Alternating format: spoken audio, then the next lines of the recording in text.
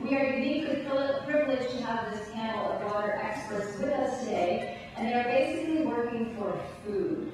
So they are truly here because they are passionate about what they do, and they want to share that passion with you and answer any of your questions. Each one of these men are rock stars in their own right. And please note that they will be speaking from the perspective of their agency or division, and that they are here to share their unique vision and expertise on this important issue. Sashi Volaswar, in the middle, joined Berkeley Labs Light Institute, which is the Institute for Globally Transformative Technologies, from Dahlberg Global Development Advisors, an agency which gives strategic advice to the government, the UN, NGOs, and foundations on issues such as economic development, health, agriculture, climate change, education, and post-conflict reconstruction. Over the past year, he has worked with Berkeley Lab to help design the idea of the Light Institute. In recent years, Sashi has worked with the UN's Peacekeeping Department to restore global operations, with the Bill and Melinda Gates Foundation to launch large-scale agriculture development programs in Africa and Asia, with the U.S. government on post-conflict development in Afghanistan, with several multinational corporations to improve their social responsibility agenda, and dozens of NGOs fighting for human rights, health, education, and economic empowerment. Sashi also teaches international development here at UC Berkeley and is currently writing a textbook on the topic. He holds a PhD from the University of Massachusetts at Amherst and an MBA from Northwestern University's Kellogg School of Management. Before his career in global development, Sashi taught at Northwestern University and was an associate partner at the consulting firm McKinsey. Beyond his professional interests, Sashi spent a decade competing on the Indian national rowing team and recently made a critically acclaimed documentary film about the Indian-Pakistan conflict. Dr. Peter H. Glick, who is next to me here, is co-founder and president of the Pacific Institute for Studies in Development, Environment, and Security in Oakland, California. His research and writing address the critical connections between water and human health and the hydrologic impacts of climate change, sustainable water use, privatization and globalization, and international conflicts over water resources. Dr. Glick is an internationally recognized water expert and was named the Parker Fellow in 2003 for his work. In 2001, he was dubbed a visionary on the environment by the British Broadcasting Corporation. In 1999, Dr. Glick was elected academician, on the International Water Academy in Oslo, Norway, and in 2006 he was elected to the National Academy of Sciences in Washington, D.C. Peter Glick received his BS from Yale University and MS and PhD from the University of California here at Berkeley. He serves on the boards of numerous journals and organizations and is the author of many scientific papers and 7 books, including the biannual Water Report, The World's Water, and the new release, Bottled and Sold, the story behind our obsession with bottled water. Dr. Ken Williams is staff geological scientist who has been with Berkeley Lab since 1993. He is an associate editor of JGR Biogeosciences and the author or co-author of over 70 peer-reviewed publications. He is the program lead for the Environmental Remediation and Water Resources Program in the Earth Sciences Division and the chief scientist and field site manager for DOE's Rifle, Colorado Research Station, which seeks to understand the relationship between fluvial processes and biogeochemical pathways. Please join me in welcoming our panel. Each speaker will start with a short overview of their work, and then we will open up the floor for questions. Thank you. Gentlemen, let me start with Dr. Glick. Well, hi everybody. I'm Peter Glick. I'm from the Pacific Institute in Oakland. I live here in Berkeley. Came here to go to graduate school 35 years ago and never left. which I think is a common challenge here. The Institute is a nonprofit research and policy group. We work on global water issues. We work on local water issues, really from the Bay Area to Africa to Indonesia. We integrate science and policy to try and address long-term sustainability issues around water.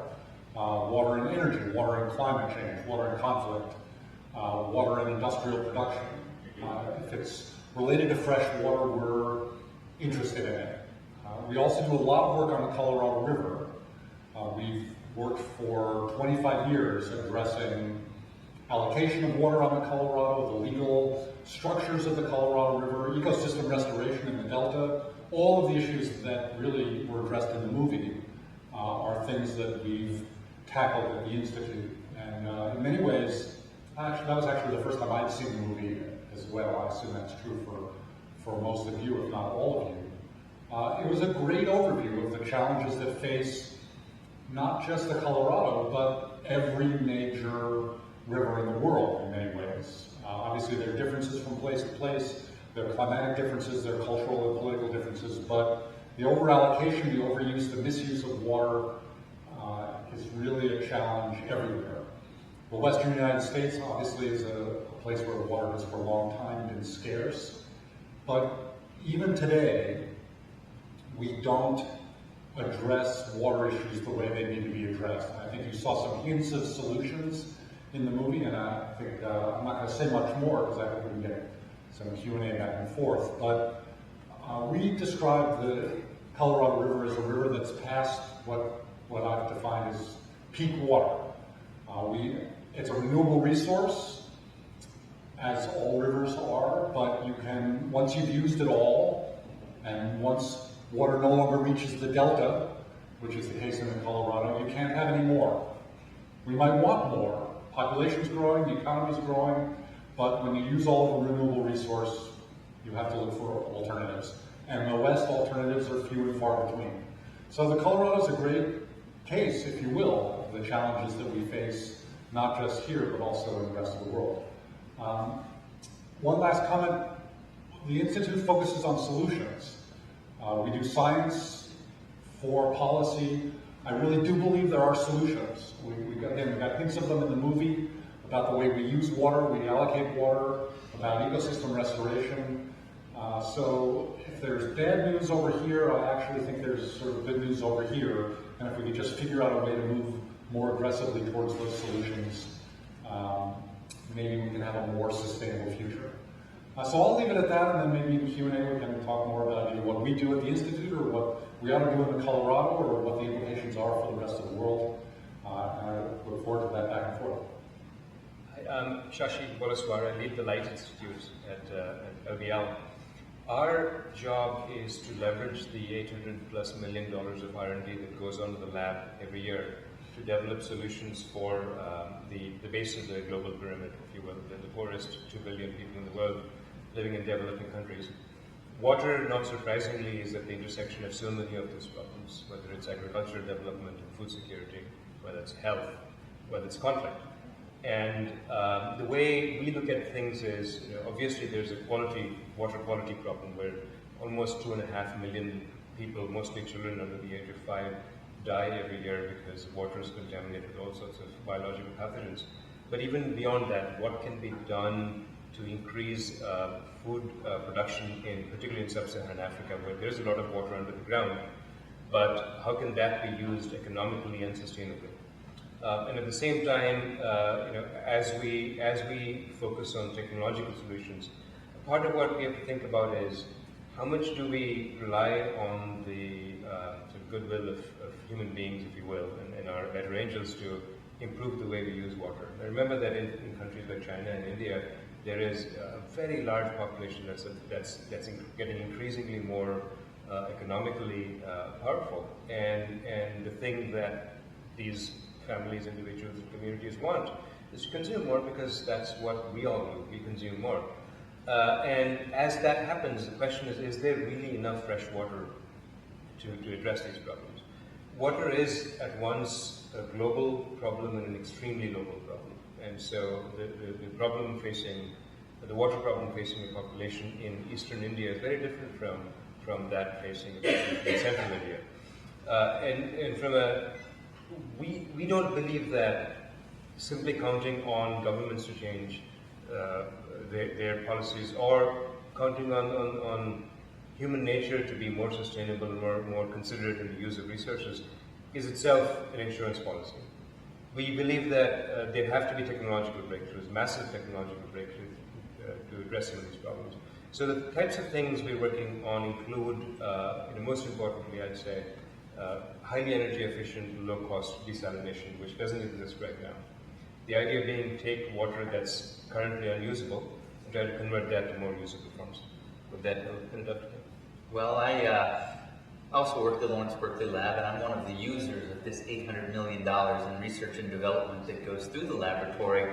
I'm actually quite timely with this presentation. So, like Peter, I arrived actually at Berkeley as a freshman and then never left after finishing my PhD at Berkeley. But as great as Berkeley is, and it's wonderful, 20 years and the urban density associated with it, it was time to actually move someplace that was a little less crowded, a bit more connection to land. I'm a geologist, so having an open book of geology in your face was very important. I'd actually pursued a portion of my PhD research in Rifle, Colorado, which was highlighted quite nicely in this movie. We established a geological research station in Rifle that relates to water in many, many ways, that really existed within a vacuum with respect to direct oversight of all the science activities that were going on there. So, like Brer Rabbit being thrown into the briar bush, I said, please don't send me to Colorado to live out in this beautiful open landscape. But off I went, and I've been living out there for the past 3 years. I still work for the Lawrence Berkeley National Laboratory, but I'm on what's called the change of station, living in Rifle. So I've actually seen many of the issues that were presented in the movie from a wide range of spectrums. I'm an avid fly fisherman, so experiencing the rivers and the impacts on the rivers, not just in terms of usage, but in terms of the impacts associated with global climate change. For instance, just before coming out here, the announcement went up that one of the largest tributaries for the Colorado River, the Roaring Fork River, which originates in the headlands up above Aspen, Colorado, and then flows into the river just upstream from Rifle. Due to warming temperatures, they're actually thinking of closing the fishery on the lower portion of this river. I mean, this is a world-class trout fishery that, due to elevated water temperatures, inducing stress on the trout due to the inability to hold dissolved oxygen, you're closing a fishery, you're closing a resource, you're closing something that is indirectly but yet directly related to water, right? It's not people drinking this water or using it for agricultural or industrial purposes. These are recreational purposes, but as the fly fisherman showed you outside of Granby, those are big economic drivers in certain neighborhoods and areas, and certainly in the Roaring Fork Valley, that's a tremendous input to the economic system. So water usage, water availability, and the characteristics of water span this huge continuum. One thing that was also really nicely presented within this movie are the two areas that I focus on most dramatically at this research station, and that is energy and the environment. Okay, while it's shifting to a large extent to areas where the resource is more economic to develop, hydrofracturing and the extraction of shale gas really has existed for probably the past 10 to 12 years as a ground zero in the Rifle area. And Mayor Lambert highlighted a bit of that in the talk, but particularly highlighted the aspects with which water plays a role in shale gas development and energy development within the Colorado River Basin. Primarily water that's required to develop the resource in the form of hydrofracturing, but also then potential impacts to water quality following development of the resource. So again, usage and potential issues associated with degradation. And so that sort of ties into our work with respect to the environment. Two other towns that were highlighted quite nicely in the movie, Durango on the Animas River, and also Shiprock on the San Juan River, again, both large tributaries for the Colorado, exist in areas that have historically been involved by the Department of Energy for the extraction and concentration of uranium, both for power production, but of course more directly for the weapons program that you know, while still not extant in the same way that it was over 40 and 50 years from the 50s onward, required a large mass of uranium. And much of the uranium mining and milling was done in the Southwest, and because it required a reliable, large source of water for the treatment process, these facilities for developing uranium resources and milling that uranium have sprung up on large tributaries of the Colorado as well as the Colorado River itself. In fact, the facility that I oversee in Rifle, Colorado actually sits atop a former uranium milling operation. So you have this interaction again between water and a resource. In this case, it's uranium, not necessarily shale gas, but then the potential deleterious impacts on water quality thereafter. So we work really on this sort of holistic look at water, both from a utilization as well as an impact standpoint. Thank you. So I'd like to open it up to any questions you might have. I have some questions. I'm wondering what, if anything, we can learn from research being done with water in developing countries that we can maybe apply here. Well, it's not so much research, I would say. It's just that you know, the expectation in terms of how much water you should use. You know, if you go to in India, for instance, because water has always been scarce, you don't have to preach to people to turn the tap off when you brush your teeth, right? Because literally, if you run the tap more than you should, you don't get water by the time the afternoon comes around, right? So it's really, with respect to what we can learn from developing countries, it's much more about the assumed privilege with respect to access to resources and how much we are entitled to use. I would add, though, on the institutional side, there's some innovative things going on internationally as well. One of the things we fight about in the Western United States is water rights. Who gets to use how much water from where? But in other places around the world, water is allocated differently. And in 2010, the UN actually declared formally and legally that there's a human right to water. Basic water and sanitation is a human right. Before that, decades before that, South Africa declared in their new constitution developed after apartheid fell and a new government came in and wrote a new constitution, that there was a human right and an ecological right to water. And they have worked very hard over the last couple of decades to figure out how to allocate water for basic human needs for the townships in South Africa. They've made enormous progress at reducing the lack of safe water and sanitation that Josh talked about at the beginning in South Africa. And those are kinds of institutional arrangements that sometimes I wish we could rewrite our constitution or rewrite our water laws and our water rights situation. Because part of the problem on the Colorado is it's hard to remove water from one water user who has a senior water right and return it to another user or the ecosystem, which has no legal water right. So there are some institutional things going on around the world as well that I think are quite interesting and we could learn from. I work with the lower Colorado River.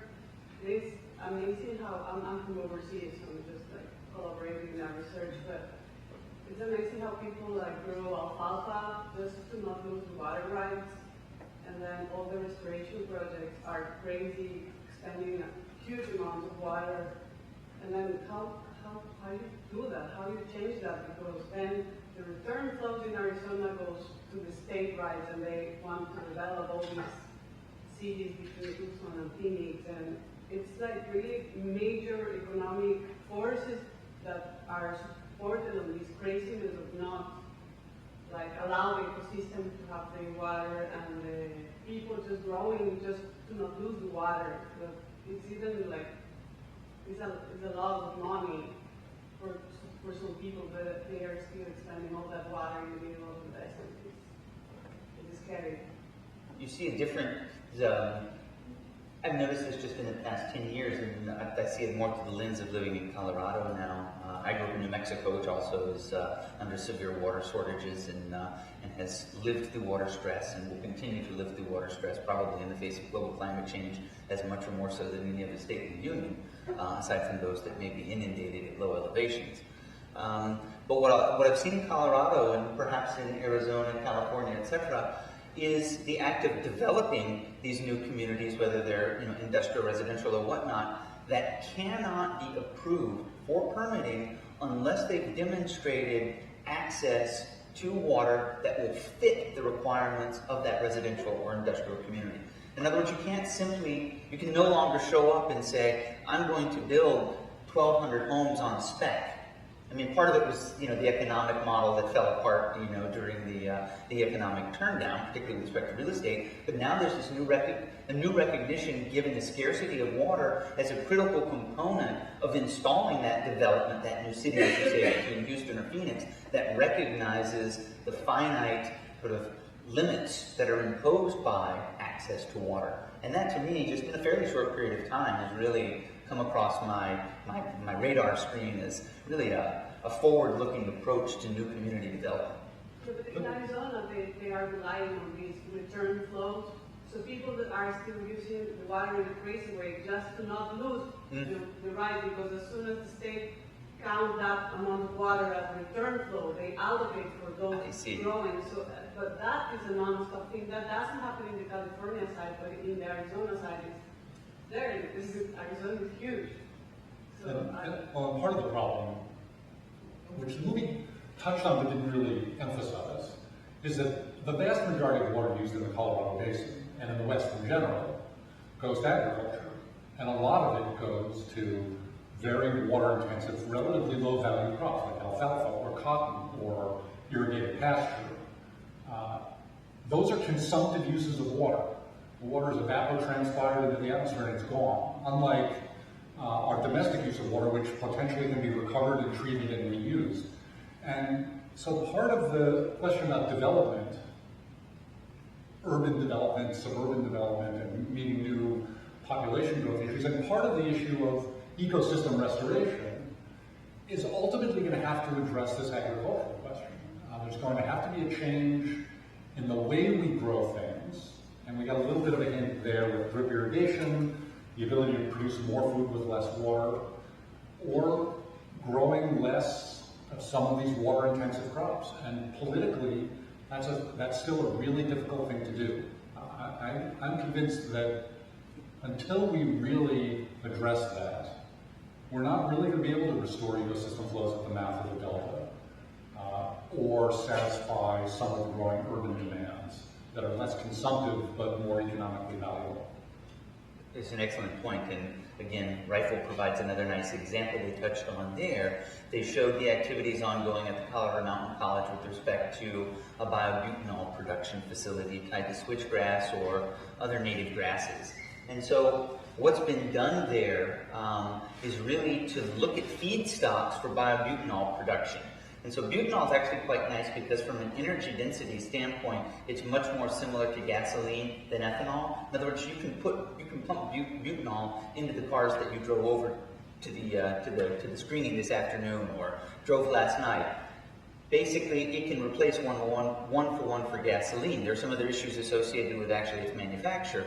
The point where I'm going with this is that feedstocks for butanol production can actually displace these lower value crops like alfalfa within the Colorado River corridor around Rifle. This was the vision that they were sort of looking at low water use crops, but that are crops that represent a more valuable commodity for a farmer who would otherwise grow alfalfa, for which there is a market, but a low value market. Now you've displaced that with a much lower water intense crop, like a native grass, that's then culled and then locally fermented and converted into an economic resource, in this case, butanol. There's been some issues associated with really taking that to a sort of the next level, but I think it sort of gets to this idea of addressing the agricultural issue. If you're going to tell a farmer that, no, you can't grow that, you better be prepared to also tell that farmer, but here's what you can grow, and it's going to still enable you to make, a viable means for maintaining a lifestyle, for making a living. And so considering options such as that, I think, are really an interesting and sort of forward-looking way to go.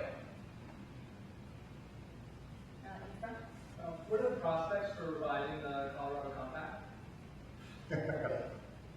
Not good. Well, not good, but possible, incremental.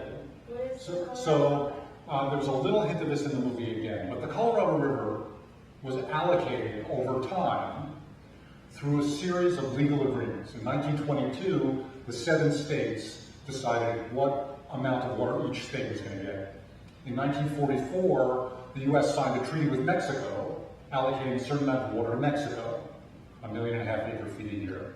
Again, as the movie hinted, those agreements were made at a time when the average flow of the river was higher than we now understand the real flow of the river to be. So in a sense, they gave away more water than nature provides. But we're stuck with this set of very complicated legal agreements. Renegotiating them is really, really hard. You're not going to get any state to give up some of their allocation to another state, or easily. We are renegotiating what happens during a shortage, how you define a shortage. There are some possible changes in agreements in how we deliver water to Mexico. There is an effort, as this movie basically is designed to do, to try and guarantee a little bit of water for the Delta, which is not addressed in the compact or the legal agreements at all. That's why the Delta is dry most of the year. But in order to do that, there has to be an agreement between the U.S. and Mexico that if we deliver more water to Mexico for the Delta, it'll actually reach the Delta. It's very, very complicated with a lot of different political parties and entities and actors and history. Is there any possibility of defining allocations in terms of percentages instead of absolute values of water? I mean, that seems like an obvious. Okay, so today, if we were doing this all over again, that would have been a no-brainer. What we did was we allocated 300,000 acre-feet a year to Nevada and 3.3 million acre-feet a year to California. We allocated fixed amounts of water, not percentages. If we'd been smarter, we would have said, okay, an average year, California can get 30% and Nevada can get 10%. We would have done it by percentages to understand, first, that we don't really know how much water we're going to get. Second, that the year-to-year variability is an issue. But we didn't do that, and we're sorry now, and no, we're not going to redo it on a percentage basis. I don't think. You do have one advantage on the Colorado River system that allows you to compensate for those annual fluctuations a bit up to a point, and that is the 2 massive reservoir systems, Lake Powell and Lake Mead, that can compensate to some degree with this variability up to a point, right? If you're looking at a long-term trajectory where you've promised the upper Colorado River Basin, 7.5 million acre-feet, the lower Colorado River Basin, they're 7.5 million acre-feet, and in Mexico, they're, 1.5 million acre-feet. Suddenly there's your allocation. So if the inputs, right, Peter described this as a renewable system. Well, it's renewable potentially in a situation that's going like this. If the inputs that are feeding all of this, which at the end of the day, for all intents and purposes, are snowpack in the Rocky Mountains. If that snowpack, or the form of the precipitation that feeds those headwaters, changes in such a way that the overall delivery, even to those big reservoir systems, slowly and inexorably goes down, those fixed percentages, or those fixed values, I shouldn't say percentages, are somewhat moot. And so you may have a situation where renegotiation or sort of reevaluation of the compact becomes a natural outcome of this renewability spiral, if you will. Let me say one more thing about that, just to clarify this. So 7.5 million acre-feet for the upper basin, which is a bunch of the states up the top, and 7.5 million acre-feet for the lower basin, and 1.5 million acre-feet a year to Mexico. That's 16.5 million acre-feet. Okay. It turns out the average flow to Colorado really looks like it's about 15 million acre-feet a year, or less. So we have these big reservoirs. We have a certain amount of water every year. And a few years ago, the Pacific Institute modeled this system with the reservoirs, with the inflow, with the outflow. And as you might imagine, if there's 15 million acre-feet a year going in, and there's 16.5 million acre-feet a year going out, it doesn't really matter how big the reservoirs are. Eventually, think of a bathtub. what's going in and what's going out. Eventually, those reservoirs go dry. If it was a percentage, everybody would get a little bit less in a 15 million acre feet a year world. And maybe the bathtub, compensates for wet years and dry years. That's what the point of those reservoirs is.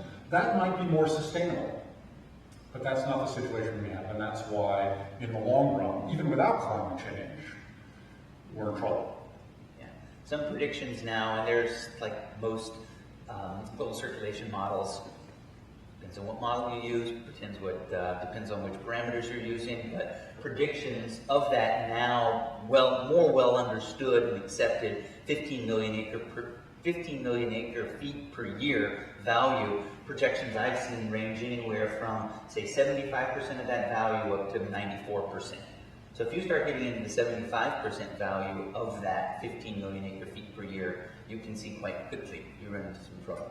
Now those are predictions over the next 100 years, I believe. Yeah, the models suggest the Southwest is going to get drier. That's not what we would like, but that's what the model suggests from climate change. Sure. So the movie acknowledges a couple of times about the general population not really understanding the volume of water that's being used by themselves and by agriculture and mining and such. And I was wondering if y'all had an opinion on what we as scientists can do to help educate people on a daily basis about water issues. Well, we at the Pacific Institute, a lot of what we do research and policy and a lot of education, a lot of outreach, a lot of communication about global water issues. We do a lot of work trying to figure out how much water individuals use to do certain kinds of things and how to communicate that to people. We have an online calculator, for example. You can go in and you can put in information about where you live and your behavior and your fixtures, what kind of toilets and washing machines and dishwashers and outdoor landscaping you have. And it will give you feedback about how much water you use, how much energy you use, the greenhouse gas emissions associated with that water use and the energy required to provide that water, and suggestions for how you could cut that water use. I think in the West, we're in general more aware of how we use water than in the East, which is assumed for a long time they don't have any water problems at all. But a lot more could be done here. And it was really interesting to see the bike messenger in LA and how serious he was about not only trying to understand his water use, but to cut his water use. And the reality is we could do a lot of the things that we want to do with a lot less water. Well, I agree. On the other hand, again, my background before this job was in human rights and in working in conflict areas where, again, counting on people to do the right thing, I guess you could rely on that to some extent. But even if you take Berkeley, California, which in the U.S. is probably among the most conscientious communities, this level of living is unsustainable if replicated all over the world. So there is a fundamental question about can humankind develop with this particular resource model or something? Is something fundamentally different required? And also, are people willing to make that compromise?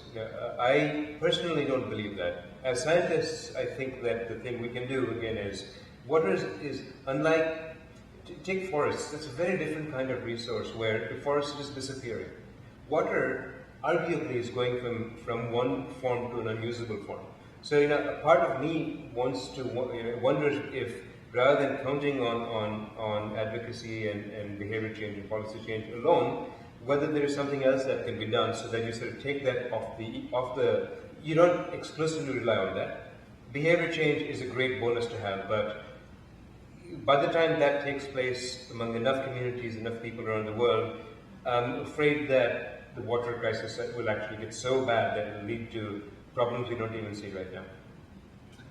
One thing I've done in terms of this education that you alluded to is really getting across, particularly relates to me in terms of energy development issues in the Southwest, it's getting across the concept of volume versus rates, the rates of usage versus volume of usage. The two, are certainly not mutually exclusive, but there are important distinctions to have between them.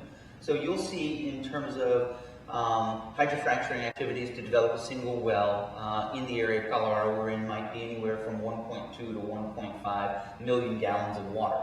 And so on the one hand, you say, my heaven, that's a huge amount of water. Well, then you compare it to the local alfalfa farmers in the area, and they're burning through that amount without too much trouble, but over a much longer window of time. So the rates of utilization required to pump a volume that itself may be far smaller than the regional farmers are using, the rate at which that resource is utilized, we're talking about a period of less than a day, 24 hours, with which that 1.5 million gallons, as an example, is extracted and put to use. It can have very profound impacts on the environment in a way that, I'm not saying that utilizing a similar volume to grow low-value alfalfa is a great use, but in terms of its impact on a system at a punctuated time point can be dramatically different. So trying to educate people a bit about that disparity between volumes and rates of usage. I think this is an important question. I want to say one more thing about it. There's education about how much water we use that's important. The more people know, the more opportunity there is to do the right thing. There's smart technology that can reduce our water use and continue to provide the benefits and services that we want. There's smart economics. We all pay far too little for water. We could all pay much more for water. We pay less for water than we pay for energy, for cell phones, for internet service, for cable TV. It's our cheapest utility, and yet it's probably our most important. And price signals are important for getting people to do things differently. There's smart regulation. Sometimes people, even when they know what they ought to be doing and the technology is available, they don't do the right thing.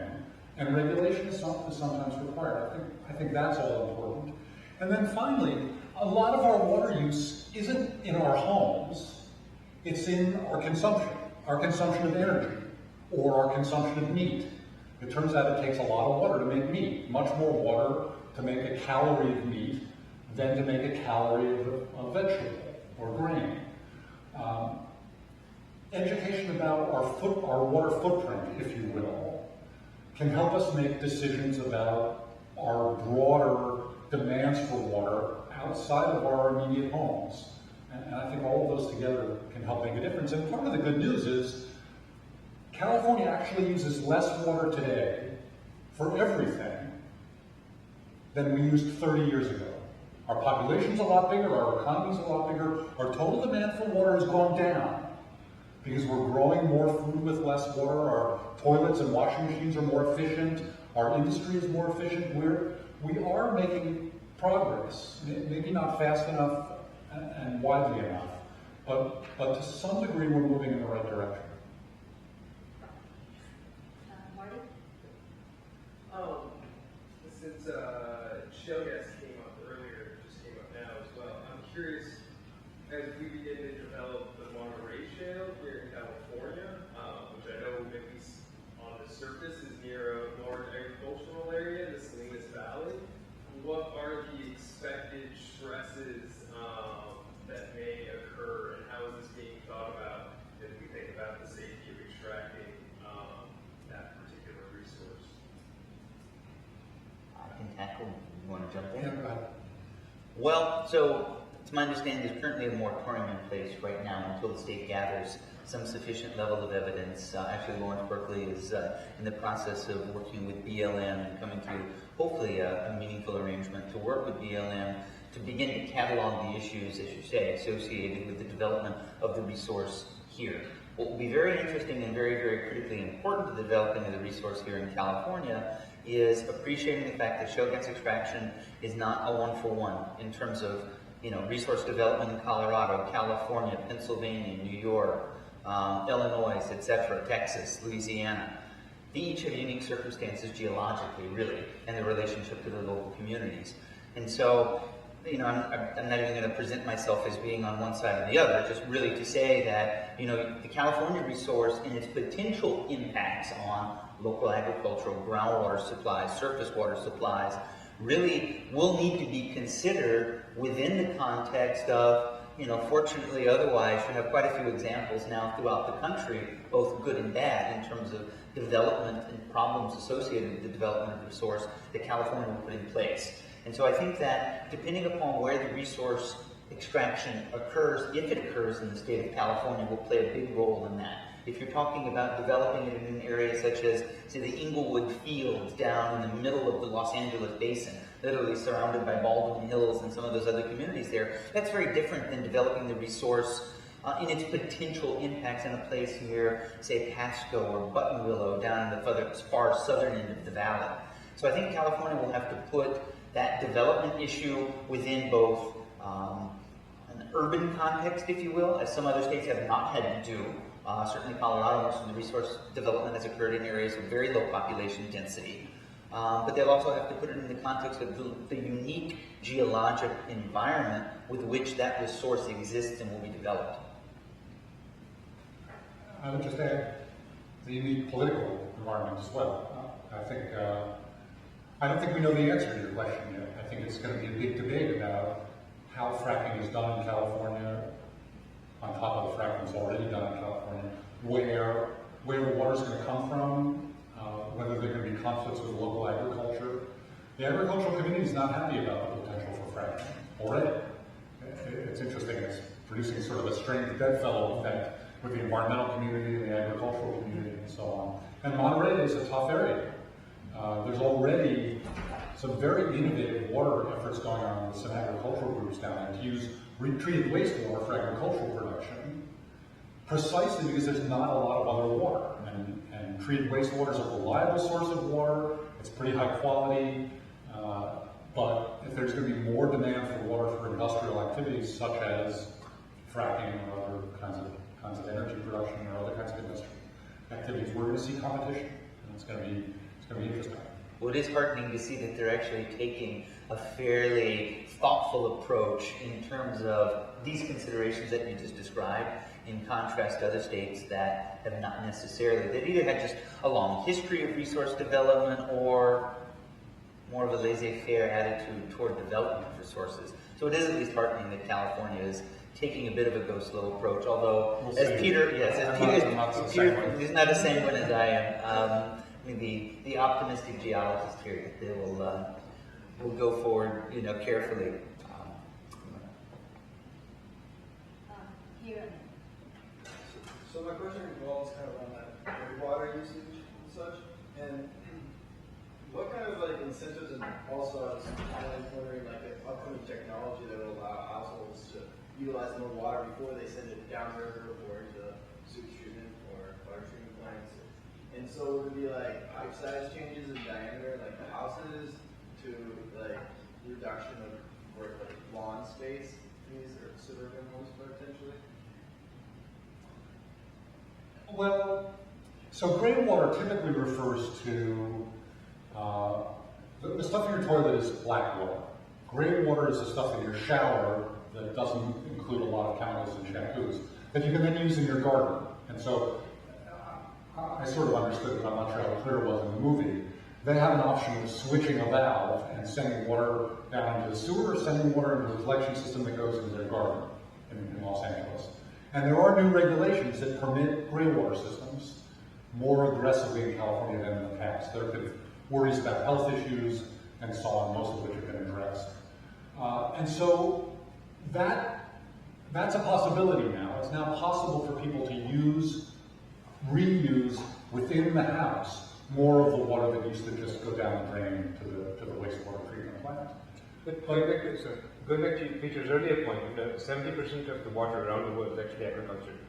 So it's not clear that a household use will only make only that will make such a big difference. Yeah, I would argue that every little bit counts, and a gallon of water every little bit counts. But how big your garden is, which you suggested is also an issue, is absolutely right. If we have smaller gardens, we have less outdoor water demand. The city of Los Angeles has been Las Vegas has been paying people $1 a square foot to remove lawn and replace it with native vegetation because they're trying to reduce outdoor water use. And then finally, I guess there's some options, and maybe Josh can address this, for small-scale treatment that might permit different kinds of reuse, local level or even a household level, or a building level or a commercial building level that we've never done before. And those are options that I think still need to be developed. Certainly, waterless toilets are, waterless urinals are actually in place in fairly high-end places right now, and it has all sorts of benefits. Right? But coming back to this question of agriculture, there are trade-offs and some unpleasant trade-offs. So let me ask you guys a question, which is, there's this three-letter acronym in the context of agriculture that we in California don't like, GMO. So if it were possible to have a variety of seed, genetically engineered, which consumed 1/3, 1/4, 1/5 the water, what would you do? Right? I mean, the point is these are not binary issues. There will be trade-offs, and as the global population grows, as economies grow, we will have to make these unpleasant trade-offs. And I see, less so in the household space, because I think there is a recognition all over the world that things like grey water usage is the way to go. I see, particularly in agriculture, these trade-offs becoming very difficult. So I had a question. Is it Shashi? I'm wondering I don't know too much about what's holding us back from desalinization as an alternative, especially in coastal communities. What is it that's holding us back from that? And how close are we to developing new technologies that would improve that? Well, it's it's extremely energy intensive and hence extremely expensive. Right? And so, on one hand, nature shows us how to do it, but that's very slow, the idea of evaporation and so on. So basically, there are 2 or 3 ways you can do this. One is to really force stuff against tiny, extremely granular filters. That takes energy. You could boil the stuff, that takes energy, or you could just, you could do electrochemical stuff, like deionization of salt and so on.